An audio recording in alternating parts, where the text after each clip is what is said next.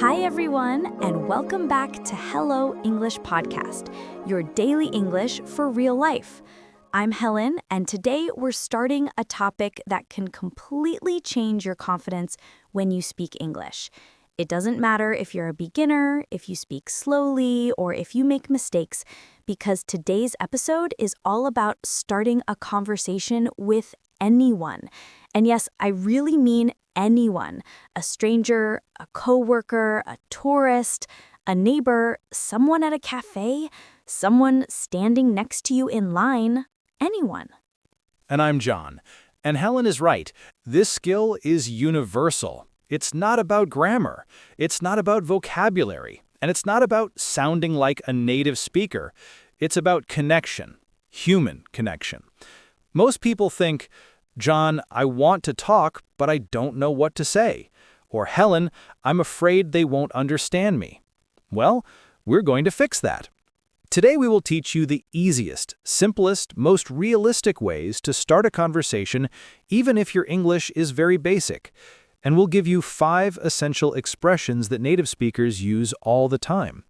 You will learn them, practice them, and at the end, Helen will repeat them slowly with definitions, so your brain really saves them. Let's be honest. Starting a conversation in a foreign language can feel scary. Even I, when I learned my second language, felt nervous. Your mind thinks, what if I make a mistake? What if I don't understand them? What if they judge me? But here's a secret, and please listen carefully. Native speakers don't care about your mistakes. They care about your attitude. If you smile and speak simply, they will love talking to you. People admire courage more than perfect grammar. Exactly. We are not robots. We don't expect people to speak perfectly. Imagine someone comes to you and says, in your language, "Hello, I am learning. Sorry, maybe my language is not good." What would you feel?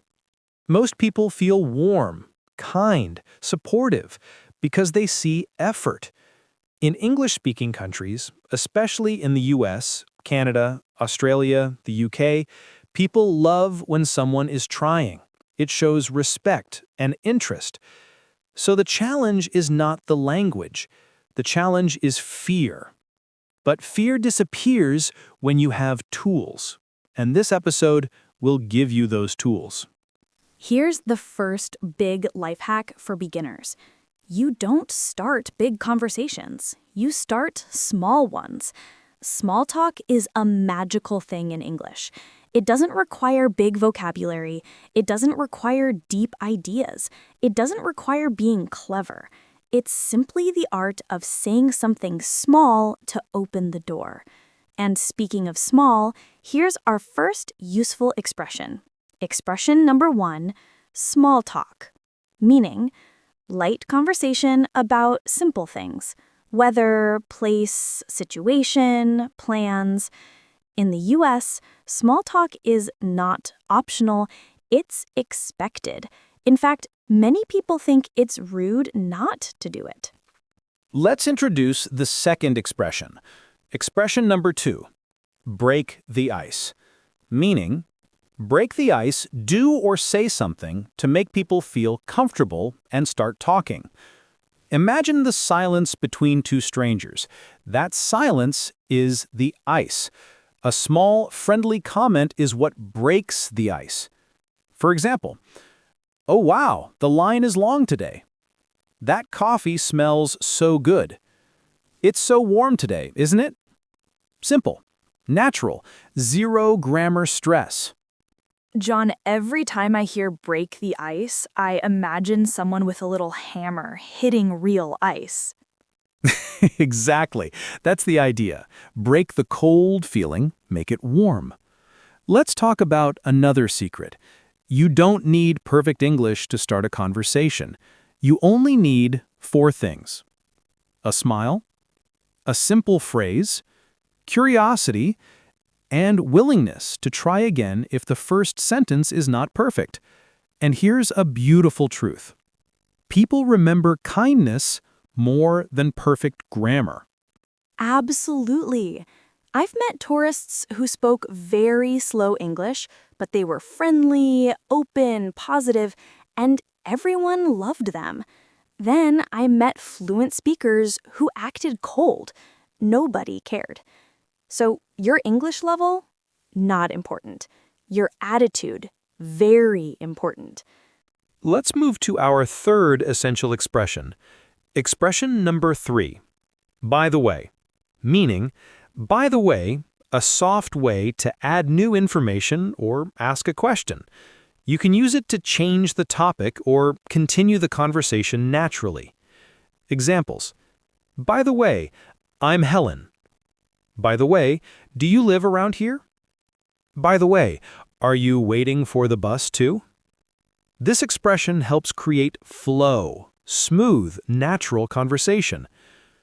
John, let's show how easy it can be. Here's a little scene you might experience in real life at a bus stop. Oh, it's a bit crowded today. Yeah, a lot of people. By the way, is the number 42 bus usually this late? Sometimes it depends on the traffic. By the way, I'm Helen. Nice to meet you. I'm John. Nice to meet you too. So, do you take this bus every day? Now let's talk about culture. This is important. In English-speaking cultures, people don't start conversations with, "What's your job? How much do you earn? Are you married?" These questions are too personal. Instead, they begin with simple, harmless, universal topics. Exactly. Small talk is like a warm-up. Imagine you want to run. You don't sprint immediately, you warm up.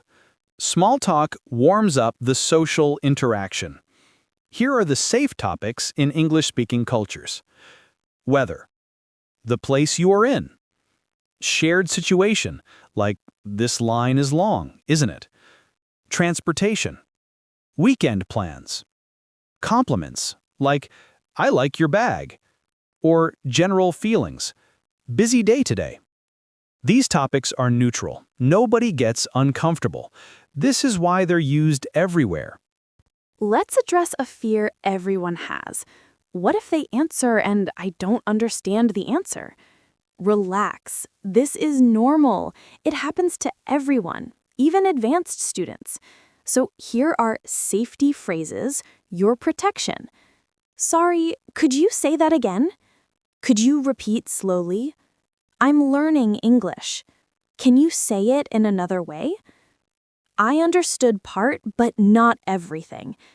And guess what? Native speakers will immediately adjust, slow down, use simpler vocabulary, repeat with kindness. Life hack number 1, use what you see around you. This is the easiest way to start a conversation. Examples. The coffee smells great. Busy day today, huh? I like your jacket. Life hack number 2, ask small questions. Not big ones, small ones. Like, is this seat free? Are you waiting for the train? Is this your first time here? Do you know if this cafe is good? Small questions equals small talk equals big confidence. And now we'll introduce 2 more expressions. I'm just curious, and could you help me out? These are soft, friendly, polite, and perfect for beginners. We will also do a longer, more natural dialogue, teach advanced life hacks, and dive into a second cultural note about social customs in different countries. But for now, let's repeat our 3 expressions from today. Expression 1, small talk. Light, simple conversation about easy topics. Expression 2, break the ice, to start a conversation and make people feel comfortable. Expression 3, by the way, a soft transition to add something new. Here is our 4th essential phrase. I'm just curious. A soft, polite way to ask a question. You can use it in dozens of situations. I'm just curious. Is this your first time here? I'm just curious. Do you live in this area? I'm just curious. Is that book good? It makes your questions sound friendly, not intrusive. And this is important in English-speaking cultures. Americans and Europeans like when questions sound gentle. I'm just curious shows respect, warmth, and interest. It's perfect for beginners because it instantly reduces pressure. Now, expression number 5. Could you help me out? A very polite and friendly way to ask for help. This phrase is softer than help me and friendlier than can you help? Examples.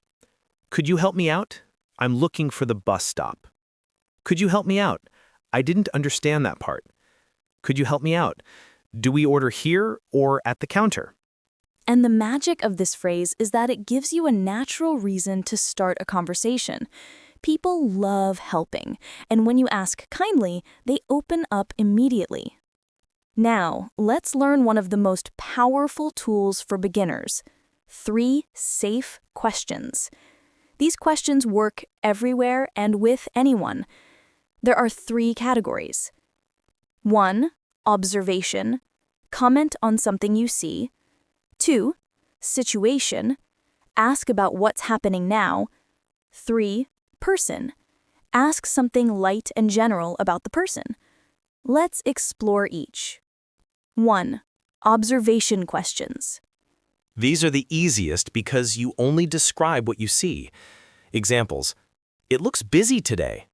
The weather is beautiful, right? I love your backpack. This cafe smells great. They're safe because they're not personal. 2. Situation questions. You share the same environment. Use it. Examples. Is this the right line for check-in? Is the bus usually this late? Do we need a reservation here? Is this your first time at this event? 3. Person questions. These questions are friendly and simple, not too deep. Examples.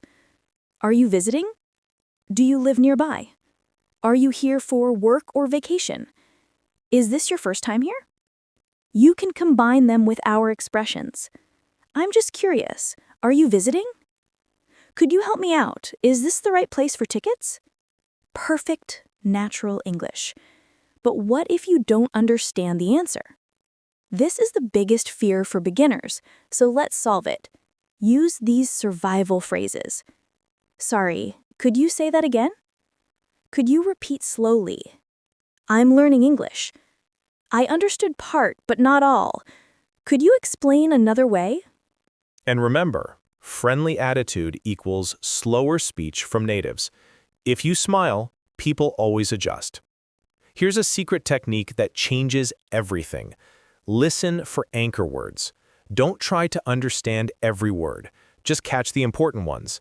If someone says, the bus is usually 10 minutes late because of traffic, the anchors are bus, 10 minutes, late, and traffic. And that's all you need.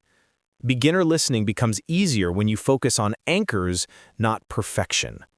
We've talked about techniques, expressions, and life hacks. So how about we show all of this in a real example on the topic of a hotel lobby conversation? Great idea. Let's act out a full, natural dialogue so everyone can hear how these phrases work in real life. Hi there. Is this the line for check-in? Yeah, I think so. It's moving slowly today. By the way, I'm Helen. Nice to meet you, Helen. I'm John. It looks like a really busy day for the hotel. Definitely. I'm just curious, is this your first time staying here? Yeah, first time. I heard the rooftop pool is amazing. Oh, yes. Could you help me out? Do you know if we need a reservation for the pool? Good question. I think you just go up and talk to the staff. Perfect, thanks. By the way, are you here for work or for vacation? A mix of both. I have a conference tomorrow, but I want to explore the city too. That sounds great. Oh, looks like the line is finally moving. Understanding cultural rules makes conversations easy. Let's compare 3 regions: US and Canada. People start conversations everywhere. Small talk is normal and expected. Safe topics, weather, weekend plans, travel, coffee, simple compliments. United Kingdom. More reserved. Safe topics, weather, transportation, cues, light humor. Don't start with personal questions. Latin America. Warmer and more emotional. People talk more easily, but in English-speaking countries, personal topics come later. Sometimes you need to finish the conversation. Here are soft endings. It was nice talking to you. I should get going. Have a great day. Well, I'll let you go. Friendly, simple, polite. Perfect for beginners. Let's repeat the 5 expressions slowly. 1. Small talk. Light conversation about simple topics. 2. Break the ice. Start a conversation and make it more comfortable. 3. By the way, a soft transition. 4. I'm just curious. Polite way to introduce a question. 5. Could you help me out? Friendly way to ask for help. You're not just listening. You are becoming more confident every day. Thanks for being with us. Learn real English with our Hello English podcast for beginners. If you enjoyed this episode, please like and subscribe so others can find it too. Have a wonderful day and happy conversations. See you in the next episode. Bye for now.